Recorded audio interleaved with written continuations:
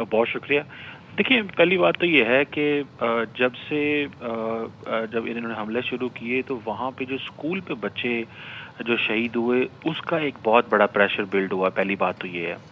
دوسری بات یہ ہے کہ یہ جو آپ ابھی ایکزیس کی سٹوری جو ہے وہ شیئر کر رہے ہیں، اب آپ کو پتہ ہے کہ پہلے ہی عرب ورلڈ جو ہے وہ کہہ رہی ہے اور تمام امریکہ کے دوست ممالک کہہ رہے ہیں کہ انرجی سپلائی لائن پہلے ہی شارٹ ہو گئی ہے، اسٹریٹ آف ہارموز بند ہے، انشورنس کمپنیز جو ہیں انہوں نے انشورنس وڈرا کر لی ہے. پہلے رشیا کے ساتھ جنگ کی وجہ سے تیل کی قیمتیں بڑھی، انرجی پرائسز بڑھی، یورپ کے اندر بڑھی، پوری دنیا کے اندر بڑھی. اب اس وجہ سے جو ہے وہ تیل کی قیمتیں جو ہیں وہ بڑھیں گی، کیونکہ اگر آپ نے ایران کے اندر آئل کی جو جگہوں پہ حملے کرنے شروع کر دیے ریفائنریز پہ، تو ایران بھی جو ہے مڈل ایسٹ کی آئل ریفائنریز پہ حملے کرنا شروع کر دے گا، کیونکہ وہ اس کے پاس تو ایک بڑا لیجیٹیمیٹ ٹارگٹ ہوگا.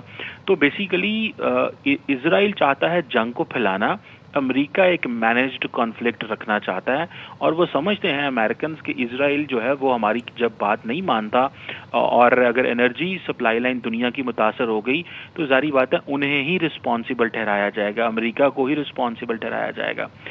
دوسری طرف سے اگر آپ یہ دیکھیں کہ آج ہی خبر آئی تھی کہ جو قطر کے امیر ہیں ان کی پریزیڈنٹ ٹرمپ سے ملاقات بات ہوئی اور انہوں نے کہا کہ اگر یہ جنگ جاری رہتی ہے تو آپ ذہن میں رکھیں کہ پورے کا پورا جو دنیا ہے وہ انرجی کی سپلائی لائن سے متاثر ہوگا. کل بھی قطر کے انرجی منسٹر نے ایک انٹرویو فائنینشیل ٹائمز کو دیا تھا اور یہی بات ہوئی تھی. تو مجھے یہ لگتا ہے کہ امریکنز یہ سمجھتے ہیں امریکہ کے اوپر پریشر ہے.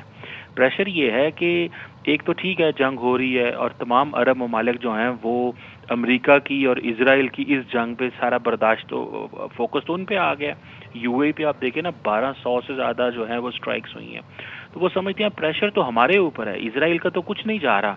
تو وہ پریشر جو عرب ورلڈ سے آ رہا ہے اور آئل مارکیٹس کا پریشر ہے. پھر آپ کو پتا ہے کہ بہت ساری جو انشورنس کمپنیز تھیں جو کہ ان کارگو جہازوں کو انشورنس دیتی تھیں جو یہاں سے اسٹریٹ آف ہارموز سے گزرتے تھے، انہوں نے انشورنس وڈرا کر لی تھی.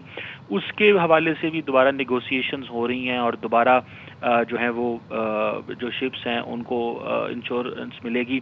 تو لگتا یہ ہے کہ عمل کو نہ روکا اینڈ پھر تو ظاہری بات ہے انٹرنیشنل پبلک اوپینین ہمارے خلاف ہوگی. اینڈ پلس آپ کو پتا ہے کہ آج بھی پریزیڈنٹ ٹرمپ اپنے جہاز میں میڈیا سے جب بات کر رہے تھے تو ان سے سوال ہوا تھا بچوں والا کہ جو 175 بچے جو ہیں وہ شہید ہوئے ہیں. اور سب سے بڑی بات اس وقت یہ بھی ہے کہ اگر آپ یہ دیکھیں کہ اگر یہ سارا کچھ اسی طرح جاری رہتا ہے تو جو گلوبل انوائرمنٹ کو کتنا نقصان ہوگا، کیونکہ آج لوگوں نے یہ ایران کے اندر اس چیز کو رپورٹ کیا کہ یہ کرٹیکل انرجی انفراسٹرکچر اور جو سویلین انرجی انفراسٹرکچرز کو اگر آپ ہٹ کرتے ہیں تو آپ امیجن کریں کہ جیسے فار ایگزامپل جو ڈیسیلینیشن پلانٹ کو کل ایران کے اندر ہٹ کیا گیا جسے 30 گاؤں کو جو پانی پہنچنا تھا وہ نہیں پہنچا. پھر اب ریٹرن میں آج سننے میں آیا کہ بحرین کے ایک واٹر پلانٹ پہ حملہ ہوا. تو آپ امیجن کریں کہ یہ پانی کی شارٹیج ہو جائے گی. فوگیٹ آپ بھول جائیں تیل کی بات کو، پانی کی شارٹیج ہو سکتی ہے اس پورے خطے کے اندر اگر صرف ایسے ہی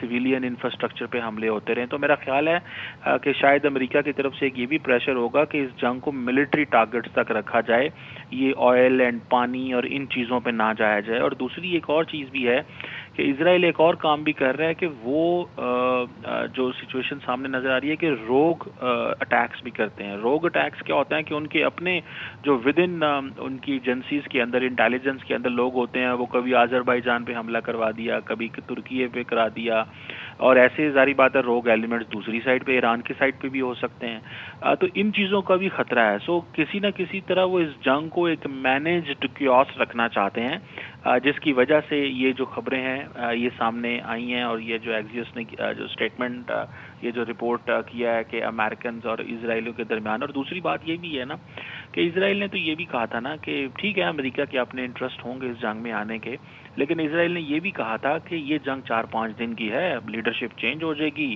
وہاں پہ پریزیڈنٹ ٹرمپ اپنی مرضی کا بندہ نامینیٹ کریں گے جیسے وینیزویلا میں کیا تھا، اور پھر یہ جو تیل کے جو ریزروز ہیں یہ آپ کے کنٹرول میں ہوں گے، اور آپ وینیزویلا اور ایران کی آئل ریزروز جب آپ کے کنٹرول میں ہوں گے گے تو آپ چائنا کے ساتھ نیگوشیٹ کر سکتے ہیں. انرجی دنیا کی جو مارکیٹس ہیں اس پہ آپ کا ہولڈ ہوگا. تو وہ جو ایک چیزیں ان کے لیے تیار کی گئی تھی، میرا خیال ہے اس پہ بھی پریزیڈنٹ ٹرمپ سمجھتے ہیں کہ یہ تو ہمیں ایک لمبی جنگ میں جو ہے وہ دھکیلا جا رہا ہے، بلکہ اس حد تک سچویشن پیدا ہو گئی ہے کہ ابھی بھی کچھ وار مانگرر جو ہیں امریکہ کے اندر، جیسے سینیٹر لنسے گراہم کہہ رہے ہیں کہ جی عرب ورلڈ جو ہے وہ بھی ایران پہ حملہ کر دے. تو اب دیکھیں نا، یہ عرب ورلڈ کی جنگ تو نہیں ہے. عرب ورلڈ کیوں ایران کے اوپر حملہ کریں گے؟ ان کو تو پتہ ہے کہ ٹھیک ہے اس خطے کے اندر ملٹری بیسز ہونے کی وجہ سے یہ اسٹرائکس آ رہی ہیں. تو میں سمجھتا ہوں امریکن چاہتے ہیں کہ اس جنگ کو جو ہے وہ ایک کنٹرول بھی رکھا جائے اور اسرائیل جو ہے وہ اپنی مرضی نہ کرتا رہے. جیسے کل آپ نے دیکھا ہوگا کہ ایرانی صدر نے جب سٹیٹمنٹ دی کہ ہم معذرت چاہتے ہیں اور نیبرنگ کنٹری پہ حملہ نہیں کریں گے، تو فوراً امریکہ سے بیان آیا، دیکھیں جی کہ ہم نے اتنا سخت ان پہ اٹیکس کیے ہیں اور ان کو نقصان پہنچا، اور آپ دیکھیں یہ معافیاں مانگ رہے ہیں. حالانکہ وہ تو چاہتے تھے کہ چیزیں جو ہیں وہ کانفیڈنس جیت سکیں عرب دنیا کا اور معاملات جو ہیں وہ کسی ڈائریکشن میں چل سکیں. لیکن ان دا مڈل آف وار اگر آپ کو ایسی اسٹیٹمنٹ دیتے ہیں تو ظاہری بات ہے اس سے آپ کی کمزوری بھی سمجھا جاتا ہے. تو میں سمجھتا ہوں اس طرح کی جو سچویشن آؤٹ آف کنٹرول ہو رہی ہے اس کو امریکہ کنٹرول میں رکھنا چاہتا ہے.